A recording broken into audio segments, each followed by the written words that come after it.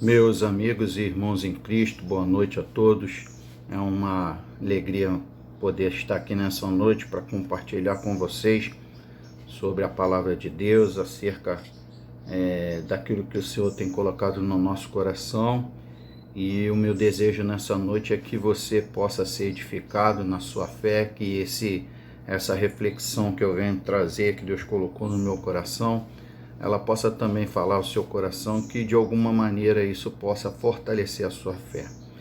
Queria pensar nessa noite sobre a seguinte temática: aproveitando as oportunidades. Estamos vivendo tempos difíceis, nós sabemos disso. A cada ano que passa, as oportunidades já estão ficando cada vez mais escassas, e diante disso nós não podemos ou não devemos deixar passar as oportunidades que porventura possam acontecer, vir aparecer na nossa vida. E existiu um homem na Bíblia que soube aproveitar as oportunidades como ninguém. Esse homem, nessa época ainda um rapaz, deixou de ser um simples cuidador de ovelhas para se tornar um grande rei de Israel.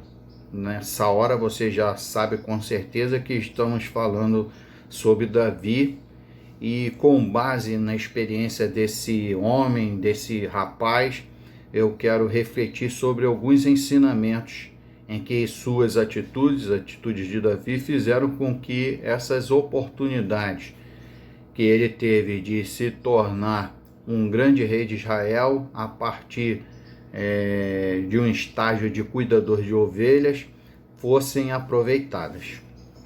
Nós vamos estar lendo lá em 1 Samuel 17. Eu não vou estar lendo todo o capítulo por conta do tempo, para não ficar muito demorado, mas você depois pode, será interessante você poder ler o capítulo todo. 1 Samuel, eu vou estar lendo alguns versículos.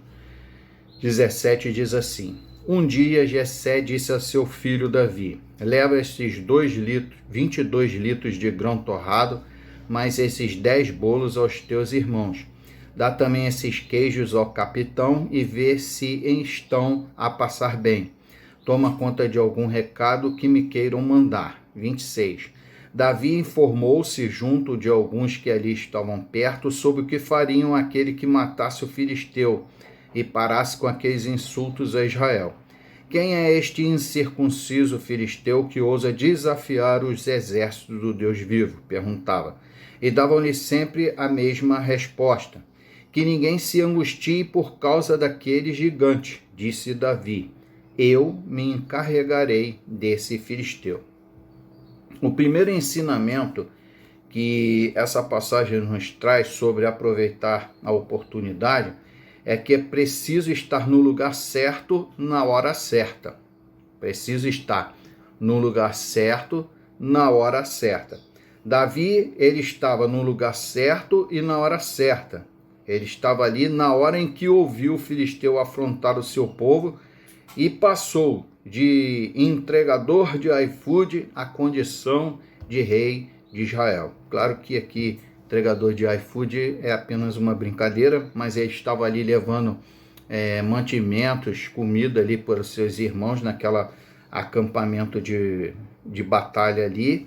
E ele, nesse momento, ele estava no lugar certo, na hora certa. Foi quando ele ali ouviu o filisteu afrontar o seu povo. E é muito importante estar no lugar certo e na hora certa. Tem até um ditado também que fala o contrário, em que diz que a pessoa estava no lugar errado na hora errada, quando às vezes acontece alguma tragédia, alguma coisa desagradável, e a pessoa fala: poxa, a pessoa estava no lugar errado na hora errada. A Bíblia, lá em Salmo 1:1, ela nos dá uma afirmativa muito interessante sobre essa questão, que quando diz assim, bem-aventurado o homem que não anda segundo o conselho dos ímpios, nem se detém aonde? No caminho dos pecadores, nem se assenta na roda dos escarnecedores. Se deter no caminho dos pecadores é estar no lugar errado, na hora errada. Se assentar na roda dos escarnecedores é estar no lugar errado, na hora errada e com a pessoa errada. Então, a Bíblia ela diz que se você quer ser bem-aventurado, se você quer ser uma pessoa muito feliz, você precisa estar no lugar certo, na hora certa e também com a pessoa certa. Então, se você quer ser uma pessoa que quer aproveitar a oportunidade, Deus vai te levar, vai te conduzir a lugares certos, a lugares agradáveis, a lugares que vão edificar a sua vida. E nós sabemos muito bem quais são os lugares que agradam a Deus. E nós precisamos, então, fazer o quê? Se queremos aproveitar as oportunidades, e com certeza Deus vai colocar muitas oportunidades na vida de cada um de nós. Ele vai lançar essas oportunidades sobre a nossa vida, mas nós precisamos nos dispor a trilhar esse caminho, a trilhar o caminho oposto ao caminho dos pecadores, o caminho oposto daqueles que se assentam na roda dos escarnecedores, e assim estar no lugar certo e na hora certa para aproveitar as oportunidades. O segundo ensinamento que eu trago, baseado nessa passagem, é a seguinte pergunta: será que basta estar no lugar certo, na hora certa? Será que é suficiente nós estarmos no lugar certo e na hora certa? Com certeza, essa é uma parte muito importante, estar no lugar certo na hora certa, mas ela sozinha não vai surtir efeito. É preciso ter uma atitude. Sem atitude, nós não vamos colher os frutos. É preciso tomar uma posição. Então, não basta apenas nós estarmos no lugar certo, na hora certa. É preciso nós nos posicionarmos diante das oportunidades que vão aparecer quando estivermos no lugar certo e na hora certa. O próprio texto que nós lemos, ele nos aponta isso claramente, quando diz que o exército de Israel também estava no acampamento e ouviam as provocações de Golias. Entretanto, não tinham coragem de tomar uma atitude contra o filisteu, diferentemente de Davi, que se posicionou. Então, nós vemos bem o seguinte, que Davi estava ali no lugar certo, na hora certa, mas que também existiam os seus irmãos que estavam ali naquele acampamento de batalha, existia um exército de Israel que também estava ali naquele local e que também ouvia a provocação do exército filisteu, que também ouvia a provocação de Golias, então também estava no lugar certo, na hora certa, mas diferentemente de Davi, não tomava nenhuma posição. Por medo, por falta de coragem, eles não tomavam uma posição. Então, além de nós precisarmos estar no lugar certo, na hora certa, nós precisamos tomar uma atitude. Vamos ver lá no texto, 1 Samuel 17:32. Que ninguém se angustie por causa daquele gigante, disse Davi. Olha aí a posição de Davi. Eu me encarregarei desse filisteu. 33. Como é que um rapaz como tu poderia fazer frente a um homem daqueles que é soldado desde a sua mocidade? 34. Davi insistiu. Quando estou a tomar conta das ovelhas do meu pai, se aparece um leão ou um urso para roubar um cordeiro do rebanho, corro atrás dele e tiro-lhe o cordeiro da boca. Se ele se volta contra mim, agarro pelas mandíbulas e despedaço até morrer. Fiz isto tanto com ursos como leões, certamente que poderei fazer o mesmo em relação a este incircunciso filisteu, que teve a ousadia de desafiar os exércitos do Deus vivo. O Senhor que me salvou dos dentes do leão e do urso, salvar-me-á também desse filisteu. Então, aqui nós vemos que Davi toma uma posição. Terceiro ensinamento: não tente ser aquilo que você não é. Então, terceiro ensinamento: não tente ser aquilo que você não é. Vamos ver o texto primeiro, para depois a gente estar explicando. 1 Samuel 17:38 diz assim: Saul deu-lhe a sua própria armadura, uma couraça de bronze e uma cota de malha. Davi colocou aquilo tudo sobre si, cingiu a espada e deu 2 ou 3 passos para ver como se sentia, porque era a primeira vez que usava um equipamento de combate. E ele diz assim: eu nem sequer me posso mexer, nunca andei com essas coisas, e tirou tudo. 40. Foi depois buscar a torrente que por ali passava, 5 pequenos seixos, e colocou-os no seu alforje. Pegou no cajado e na funda e dirigiu-se na direção de Golias. Este veio também ao seu encontro, com um homem que lhe levava o escudo à sua frente, olhando com desprezo aquele rapaz de rosto corado e de aspecto gentil. Então, não tente ser aquilo que você não é. Muitas vezes nós queremos ser o que a sociedade nos impõe. Nós sabemos muito bem que nós somos bombardeados por conceitos, por paradigmas da sociedade o tempo todo. A sociedade, ela impõe um padrão, um estilo de vida, e nós sabemos que muitos desses padrões, eles são contrários àquilo que a sua natureza, e também contrário àquilo que principalmente contrário àquilo que o Senhor deseja para a vida de cada um de nós. Então nós, muitas vezes, em alguns aspectos, para poder se adequar à sociedade, para se sentir inserido dentro dessa sociedade, nós acabamos perdendo a nossa identidade por conta dessas pressões. E a consequência é que, no fundo, nós não nos sentimos realizados, porque estamos vivenciando algo que não é totalmente verdadeiro. Então, seja você, não tente ser aquilo que você não é, não se deixe influenciar pela sociedade.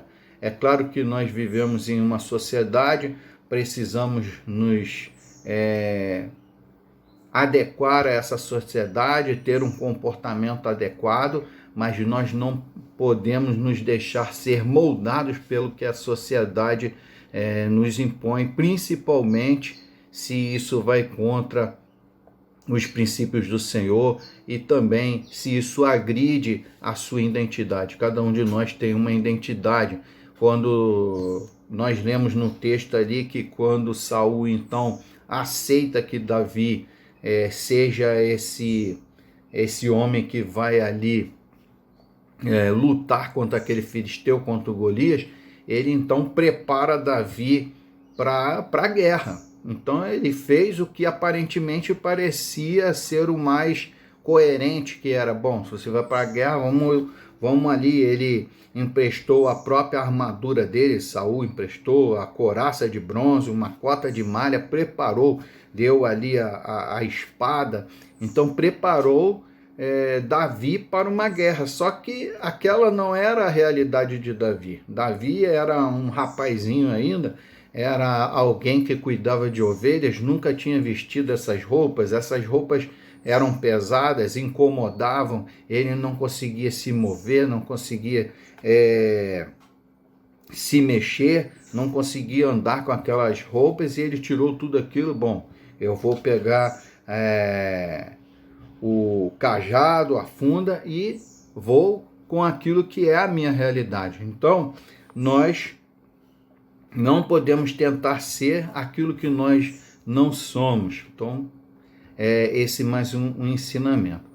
O quarto e último ensinamento, e talvez um dos mais importantes, deixe Deus agir através de você.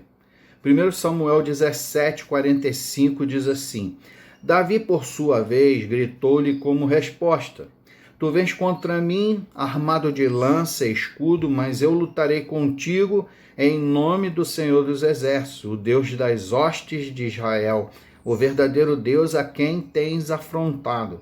Hoje o Senhor te entregará na minha mão, hei de matar-te e cortar-te a cabeça, e depois darei os corpos mortos